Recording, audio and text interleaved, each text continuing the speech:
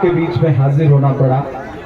इससे पहले वो मदरसा ग्राउंड बनसुकरा में आया हुआ था मैं जी जी। और फिर ये हुआ कि उधर आप आए थे और इटकी में नहीं आएंगे तो लोग नाराज हो जाएंगे, तो मैं अभी पांकी में पलामू में जनसभा करके वापस लौटा। इसके बाद अभी मुझे इरबा जाना है।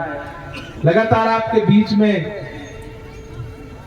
बिना किसी थकन की परवाह किए घूम रहा हूं, लोगों के बीच जा रहा हूं, इसलिए ताकि झारखंड को नफरत से बचाया जा सके। दिल्ली से असम से आए हुए लोग ये सोचते हैं कि झारखंड को वो नफरत की प्रयोगशाला बनाएंगे, यहां पर नफरत की खेती करेंगे। इसीलिए चाहे हेमंत विश्व शर्मा हो या अमित शाह जी हो या प्रधानमंत्री जी हो, जो भाषा बोल रहे हैं उस भाषा के लिए, उस नफरत के लिए झारखंड की सरजमीन पे कोई जगह नहीं है। ये मोहब्बत की जमीन है। हमें ये बात समझना पड़ेगा कि चिरागों के सफर में दबदबा हो आंधियों का, तो फिर अंजाम जुल्मत के सिवा कुछ भी नहीं होगा। ये दुनिया नफरतों के आखिरी स्टेज पर है, इलाज इसका मोहब्बत के सिवा कुछ भी नहीं होगा। इटकी के साथियों, नौजवान साथियों, बुजुर्गों, मेरी माओ बहनों, मैं आज ज्यादा कुछ बोलने नहीं आया हूं क्योंकि मुसलसल सफर कर रहा हूं। कल दिन में 4 सभाएं करूंगा, फिर महाराष्ट्र चला जाऊंगा, कल रात में बिहार में बेलागंज में था। ये दौर ऐसा दौर है कि अपने घर से बाहर निकलने की जरूरत है। अपना चैन, सुकून, नींद, बिस्तर सब छोड़ करके मुल्क को और संविधान को बचाने की लड़ाई लड़नी है। जो लड़ाई राहुल गांधी जी लड़ रहे, जो लड़ाई हेमंत सोरेन जी लड़ रहे, जो लड़ाई शिबू सोरेन साहब लड़ रहे हैं, जो लड़ाई लालू यादव जी लड़ रहे हैं, उस लड़ाई में हम सबको भी कांधे से कांधा मिला करके आगे बढ़ना है। क्योंकि ये तो दिल्ली में हुकूमत बैठी है भाजपा की, इनके इरादे अच्छे नहीं है। ये डॉक्टर बाबा साहब अंबेडकर का संविधान बदलना चाहते हैं, ये जमहूरियत खत्म करना चाहते हैं, इनके इरादे अच्छे नहीं हैं। इन्हें नफरत की खेती करनी है। लेकिन झारखंड में जाके मैं झारखंड की आवाम से यही कह रहा हूं कि एक तरफ वो लोग खड़े हैं जो नारा लगा रहे हैं कि बटोगे तो कटोगे, मंगलसूत्र छीन लेंगे, भैंस खोल ले जाएंगे। पता नहीं मतलब कहां कहां से उनके दिमाग में इस तरह की बातें आती हैं। इतनी नफरत की बातें कहां से आती हैं कि आए बाएं बकने लगे। लेकिन मैं आज जब एयरपोर्ट के लिए निकला पलामू जाने के लिए, तो मीडिया के साथियों ने मुझसे कहा कि आज 7 जगह इनकम टैक्स की रेड हो रही है इमरान साहब झारखंड में, क्या कहेंगे? हमने कहा यह सबसे बड़ा सबूत है कि भाजपा हार रही है। बोले मतलब आप कैसी बात कर रहे हैं? मैंने कहा इससे अच्छा सर्वे कुछ हो ही नहीं सकता कि जब भाजपा, अमित शाह जी, हेमंत विश्व शर्मा, योगी जी, नरेंद्र मोदी जी सब आए, सबने अपनी अपनी बात, अपनी अपनी कोशिशें कर ली, लेकिन भाजपा का कमल जो है वो यहाँ पे खिलता हुआ नहीं दिख रहा है। तो मजबूर होके इनकम टैक्स डिपार्टमेंट को उतारना पड़ा है कि वो जाए और लोगों के यहाँ रेट डाले ताकि लोगों को डराया जा सके। लेकिन ये झारखंड है, झारखंड झुकेगा नहीं, इंडिया रुकेगा नहीं। मेरे भाई, जब हेमंत सोरेन साहब को जेल भेजा जा रहा था बिना किसी जुर्म के, तो भाजपा ने यह सोचा था कि झारखंड का ये मुख्यमंत्री डर जाएगा, इंडिया गठबंधन बिखर जाएगा, टूट जाएगा। लेकिन आपकी दुआओं में बड़ी ताकत है। मैं तो सैल्यूट करूंगा हेमंत सोरेन को कि उस आदमी ने 5 महीने जेल की सलाखों के पीछे रहना कबूल कर लिया, लेकिन झुकना कबूल नहीं किया। उसने अलग ऐलान कह दिया कि ये हवेली से खंडर का रास्ता हो जाएगा। किसने सोचा था कि इतना फासला हो जाएगा? मैं मनाने पर तुला हूं तुझको इतनी देर से, तू खफा है तो निकल, आप फैसला हो जाएगा और 23 नवंबर को फैसला हो जाएगा। राह में खतरे भी है लेकिन ठहरता कौन है? मौत कल आती है, आज आ जाए डरता कौन है? राह में खतरे भी है लेकिन ठहरता कौन है? मौत कल आती है, आज आ जाए डरता कौन है? तेरी लश्कर के मुकाबिल ये अकेला है, मगर फैसला मैदान में होगा कि मरता कौन है। ये विधानसभा देखेगी, मांडर विधानसभा देखेगी कि साजिश करके पहले बंधु तिर्की साहब को मैदान से बाहर किया गया, सजा कराई गई। ये जो भाजपा के लोग हैं, ये बड़े डरपोक लोग हैं, ये झूठे लोग हैं, ये सीधी लड़ाई नहीं लड़ पाते हैं, तो ये चालबाजियां करते हैं, साजिशें करते हैं। जब बहादुर लोगों से मुकाबला मैदान में नहीं कर पाते हैं तो फिर तमाम तरह के तिकड़म लगा करके ये मैदान खाली करवाना चाहते हैं। लेकिन ये भूल गए कि बंधु तिर्की साहब की बेटी जो है वो उनके उसूलों पर चलने वाली बेटी है, उसको भी कोई झुका नहीं सकता। वो आगे बढ़ेगी और मांडर विधानसभा जीत करके स्टेट की असेंबली में पहुंचेगी। और मांडर वालों, इटकी वालों, पूरे सूबे में जा रहा हूं मैं, एक तरफा इंडिया की हवा चल रही है, मंदिरों में भजन चल रहा है, मस्जिदों में दुआ चल रही है, जिस तरफ भी नजर तुम उठाओ इंडिया की हवा चल रही है। उधर नफरत के जो खुराक लेके आए थे ना, वो धीरे धीरे वापस जा रहे हैं।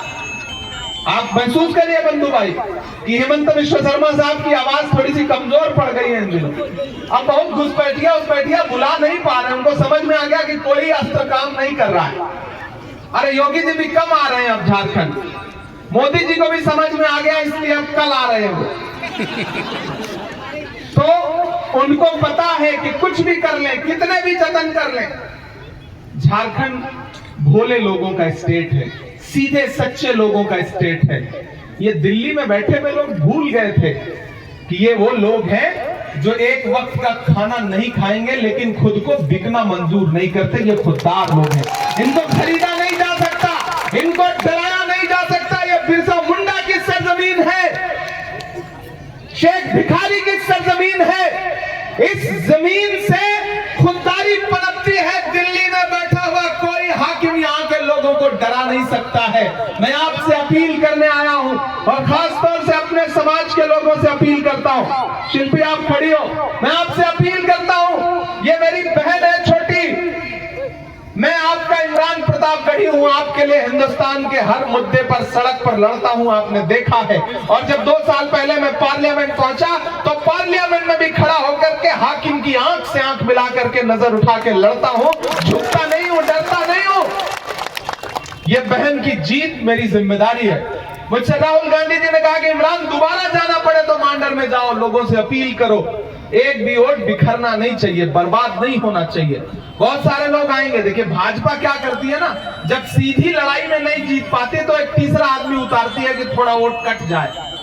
लेकिन कटने का मतलब है, एक भी वोट बर्बाद होने का मतलब है भाजपा को सीधे सीधे फायदा पहुंचना। नाराजगी है उसे दूर करो, शिकायत है उसे दूर करो, बदगुमानी है उसे किनारे रखो, क्योंकि जब लड़ाई बड़ी हो तो छोटी छोटी चीजें नजरअंदाज करनी पड़ती हैं। लड़ाई बहुत बड़ी है। झारखंड और महाराष्ट्र का रिजल्ट तय करेगा कि जो दिल्ली में बैसाखी पर सरकार चल रही है, जो 400 पार का नारा लगाते लगाते 240 पे अटक गई है, जो 2 बैसाखियों पे चल रही है, एक आंध्र प्रदेश वाले चंद्रबाबू की बैसाखी और एक बिहार वाले नीतीश बाबू की बैसाखी, वो जो 2 बैसाखियों पे सरकार चल रही है, अगर ये 2 राज्य हम जीत गए ना तो उस बैसाखी में मान के चलो कि 1-1 फुट कमी आ जाएगी। और वो बैसाखी कब छिटक के उस सरकार को ऐसे धड़ाम से गिरा देगी पता भी नहीं चलेगा। तो इसलिए झारखंड और महाराष्ट्र जीतना बहुत जरूरी है। तो मेरी नई नस्लों, कोई भी बदगुमानी, कोई भी शिकायत, कुछ भी हो, आज से इस चुनाव को इमरान प्रतापगढ़ी बन के लड़ो। मेरी इज्जत भी जुड़ी हुई है इस बहन की जीत से, बंधु भाई की जीत से इमरान प्रतापगढ़ी की भी इज्जत जुड़ी है। मैं आपका बेटा हूं, आपका भाई हूं, इसलिए आपके सामने दामन फैलाने आया हूं। शायरी नहीं सुनाऊंगा तो आप कहोगे कि इन्होंने अच्छा नहीं किया करके। सही बात है ना, बिल्कुल, कि जख्म पर जख्म खा के निकले हैं हम, अगर मुस्कुरा के निकले हैं। ये लाइट थोड़ा बंद कर दो भाई, और अगर आपके हाथों में मोबाइल है तो उसकी टॉर्च ऑन करिए। मैं चाहता हूं ना कि पूरे देश में यहाँ का विजुअल जाए। स्टेज के लोग बैठे रहेंगे तो उठेगा नहीं। ये लाइट बंद करो, ये मोबाइल, सारा मोबाइल का लाइट आप लोग ऑन कर दीजिए। हेलोजन बंद करो भाई, पहले ये हेलोजन बंद करो। कहाँ इसका स्विच? इसका स्विच वैसे ही बंद कर दो जैसे हिमंता विश्व शर्मा का बंद करने जा रहे हो आप लोग, वैसे ही बंद कर दो। जख्म पर जख्म खा के निकले हैं, हाँ मगर मुस्कुरा के निकले हैं। शिल्पी आप अकेले खड़ी हो जाओ, हाँ आप लोग बैठे रहिएगा। और भी कुछ मोबाइल अभी मुझे दिख रहा है, अभी जो ऑन नहीं हुए हैं, टॉर्च नहीं है क्या उसमें? सबके हाथ में मल्टीमीडिया मोबाइल है यार, बढ़िया वाला मोबाइल लेके घूम रहे हैं आप लोग।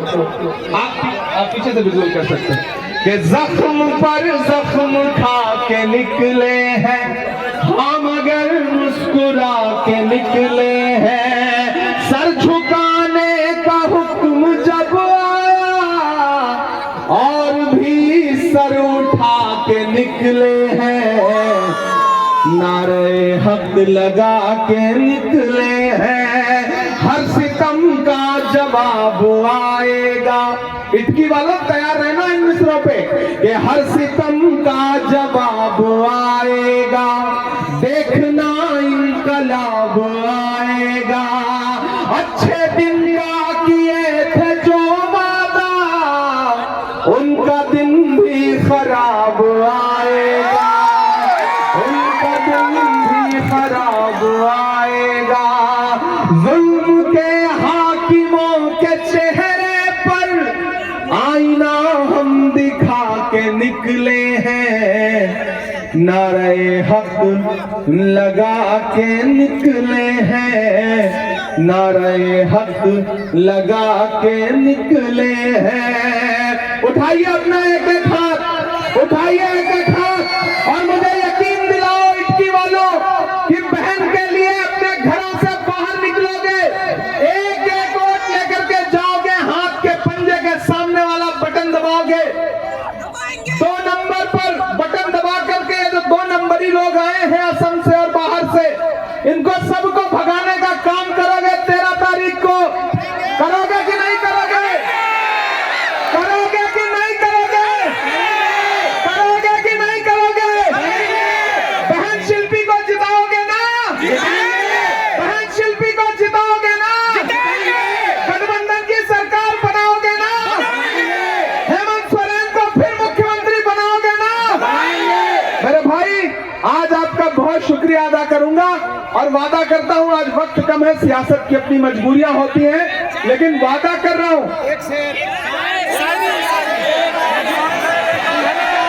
कहां सोया है चौकीदार, कहां सोया है चौकीदार।